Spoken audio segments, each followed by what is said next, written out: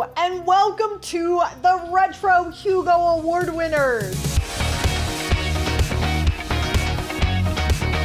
This is part of my reading through the Hugo winners by decade. And in case you haven't figured it out, this is not going to be a decade, but we're going to do this video anyway. So let's get into it. All right, you guys, so I am going to borrow from some of the other Hugo winning videos and do a similar structure.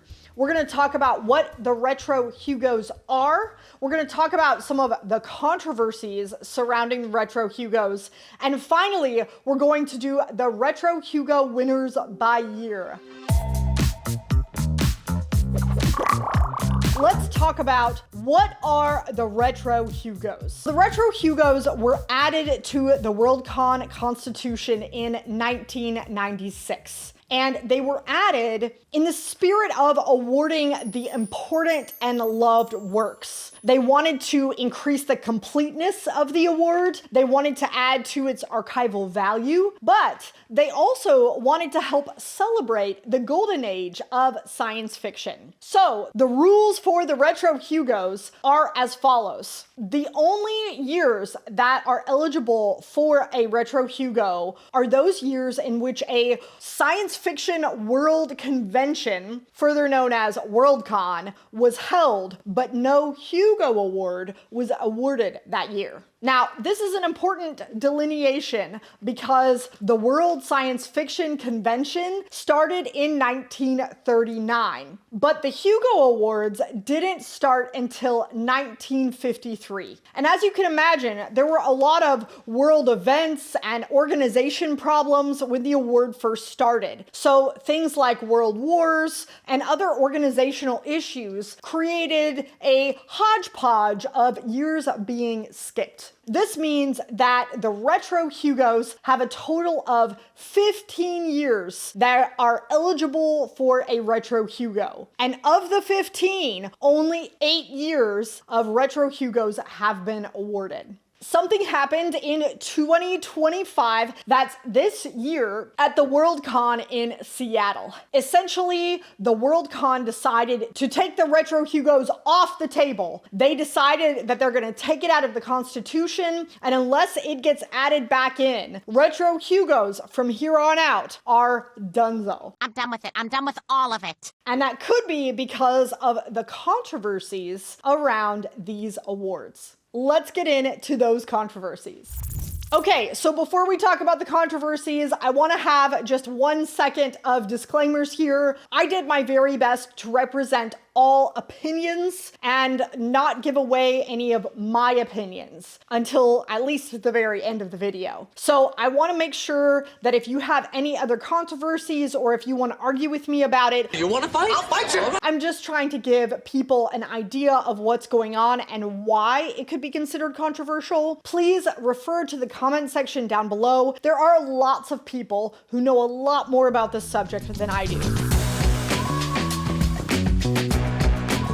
So I found 4 main discussion points of controversy around the Hugos. The first is probably the simplest, and that's simply low participation. When Hugo Awards are given for Best Novel or for Best Novella, we tally up all of the awards, and it's usually gonna be, depending on the year, something like 3 to 10,000 people. It's a big number. But when it comes to the Retro Hugos, almost every single year that has been awarded was less than 1,000 people deciding that award. You understand the controversy there. The next big talking point is that today's voters and their tastes are much different now than they were then. This causes problems in at least 2 arenas I can think of. The first is going to be hindsight bias, and that means that the well-known or the famous authors of today are going to outperform or overshadow some of maybe the less well-remembered but still influential authors of the genre,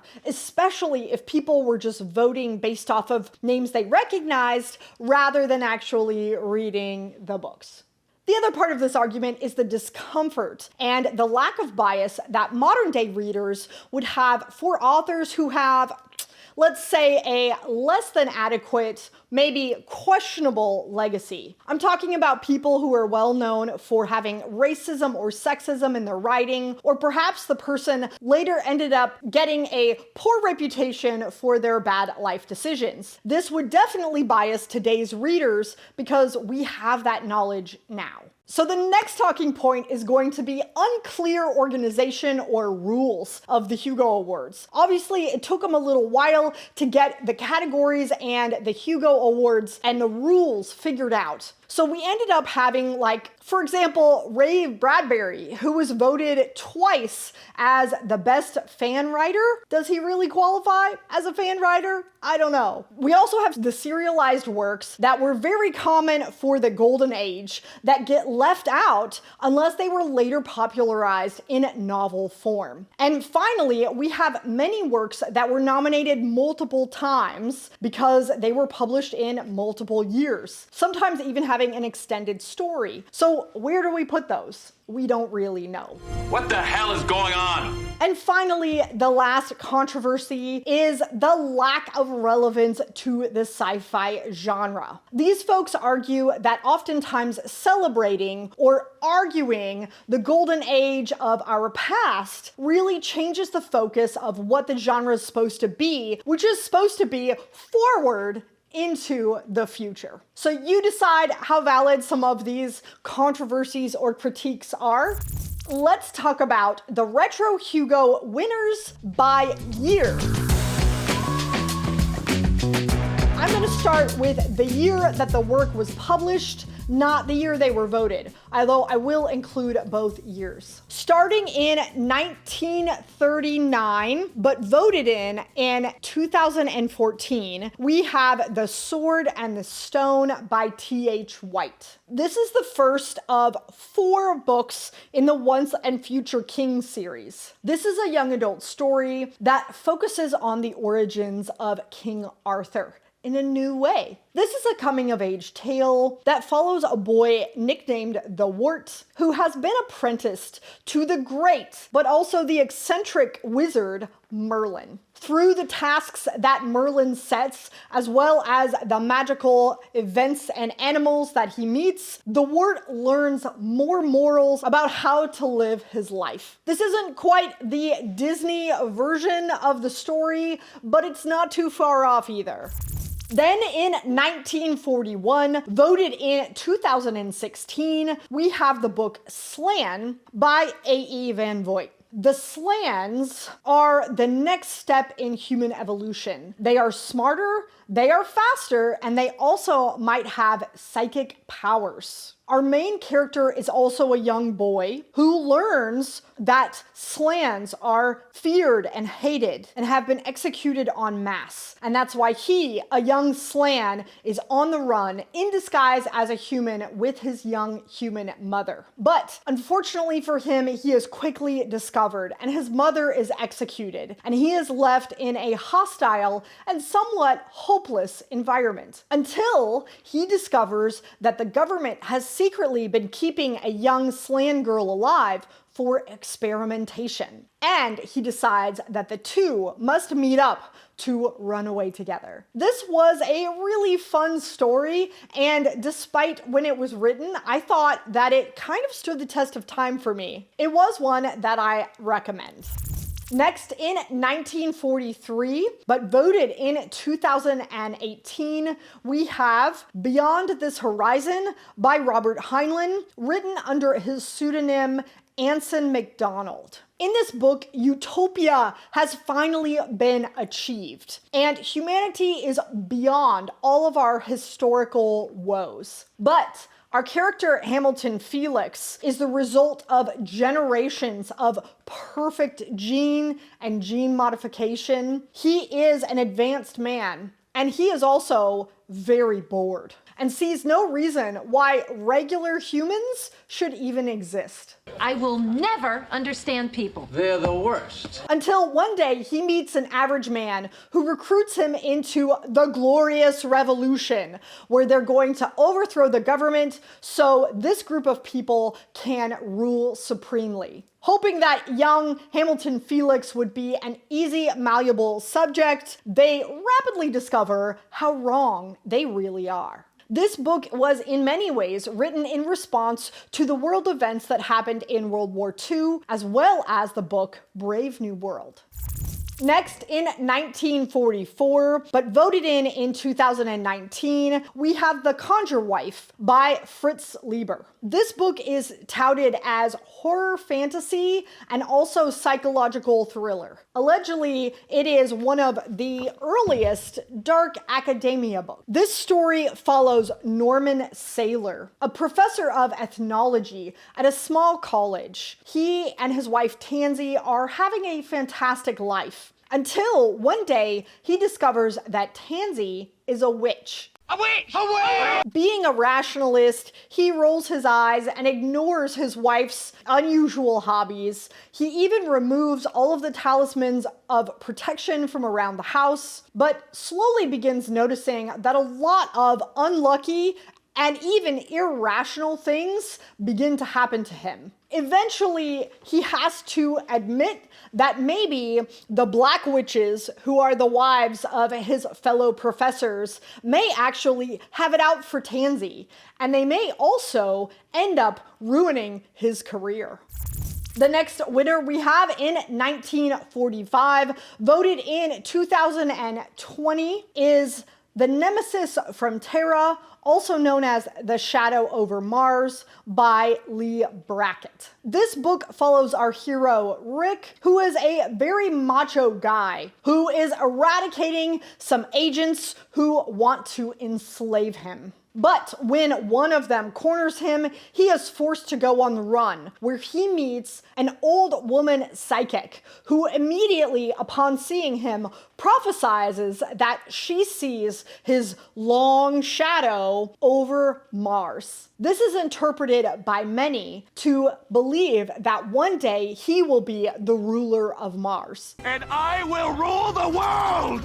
The problem is that as this prophecy gets out into public, the Martian royal family, as well as the Earth Company, don't like this idea at all and decide to hunt down this rebel. Now, the sad thing about this book is, despite it was written by one of the most beloved female sci-fi authors who had a lot to say about why we all love Star Wars, sadly, this book is rife with a lot of gender stereotypes and some overt racism. Fair warning.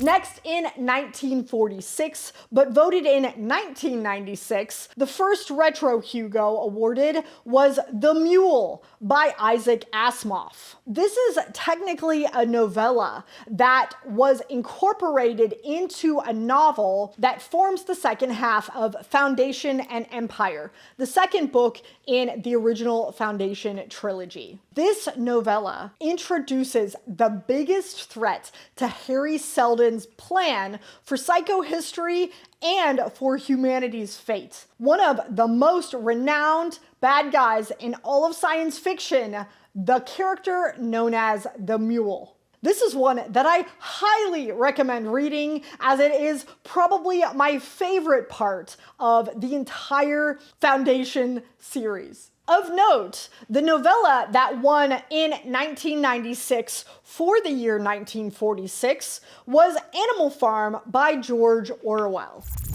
Then in 1951, but voted in 2001, we have Farmer in the Sky by Robert Heinlein. This is a Heinlein juvenile, and it is a coming-of-age tale that follows a boy named Bill, whose father's new marriage takes their whole family to the new colony of Ganymede. Initially resistant, Bill is tested with many different colony adventures, eventually coming to find a purpose in the community and even gaining the knowledge that you don't need to be the hero to find satisfaction in life. I have to tell you that this, I think, is one of my all-time favorite Robert Heinlein juveniles. So if you haven't read any of them, or if you want to know which one is my favorite, this is the one I recommend pick up. Of note, the novella that won in 2001 for the year 1951 was also a Robert Heinlein work known as The Man Who Sold the Moon. Then for 1954, but voted in 2004, we have the winner, Fahrenheit 451 by Ray Bradbury. In case you don't know, this is a foundational dystopian work that follows a man named Montag, who is a fireman whose entire job it is to burn dangerous items like books that are full of dangerous ideas. But when Montag watches a stranger, an old woman who risks her life for her books, he gets curious and finally pockets one. He is quickly infected with the dangerous ideas that he has spent so many years burning. This book is often cited in schools for its ideas of anti-intellectualism and its warnings against censorship. Of note, in 2004, for the year 1954, the novella that won is Case of Conscience by James Blish, which ironically also wins the Hugo Award in 1959.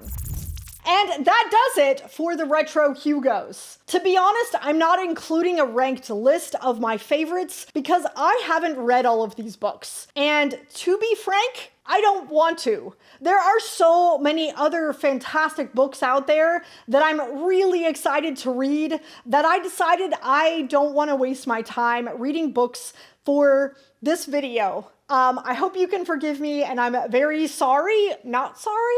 Also, if any of you out there have read all of these books, feel free to include a ranked list in the comment section down below for people out there who want to know which books are worth picking up. I would also let you know that I'm interested in hearing some commentary on what you think of the controversies around the Retro Hugos, and if you think they are going to be dead forever, or if you think they have a chance of coming back. Until next time, you guys, I hope to see you in my next video.